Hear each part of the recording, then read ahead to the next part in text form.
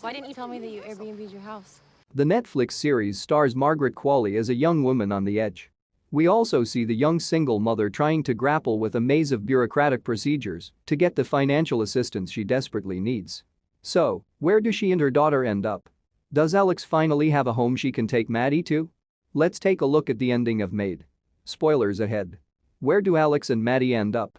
Do they find a home? You could have brought some food home instead of a fucking six-pack. After initially insisting on holding on to custody of Maddie, Sean finally realizes that he is unfit to care for his daughter due to his alcoholism and signs over his custodial rights. Alex, who is once again forced to move into the shelter, works feverishly to prepare things for her move to Montana. She also begins to save money from taking on additional housekeeping clients, but still teeters on the edge of poverty. She also realizes to her dismay that her mother is now homeless, with her young boyfriend turned husband having run away with all her belongings. Paula finally agrees to go to Montana with her daughter, and Alex prepares to leave her hometown. For a fucking second!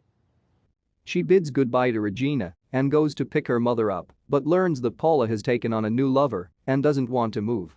Alex and Maddie then head to Montana, and the series closes with Alex thinking about the future with renewed optimism. So next stop, Montana. So Alex finally makes it to university and leaves the town that she grew up in. With her scholarship to a university in Missoula, Montana, combined with various financial assistance programs for which she painstakingly completes the requirements, the young single mother can just about afford college. However, since she's also taken student loans to cover her expenses, Alex mentions that she will likely continue working as a maid through college. Despite her continuing financial troubles, Alex has taken a big step and is last seen optimistic about the future. She mentions how she knows there are tough days ahead, but hopes for happy ones as well. Having qualified for university family housing, Alex and Maddie will finally have a home to call their own. Alex also mentions a daycare that can take care of Maddie while she works and studies. Considering finding someone to care for her daughter while she worked was one of Alex's major hurdles, this is a significant improvement for the mother and daughter. Renting your house out? What happens to Paula?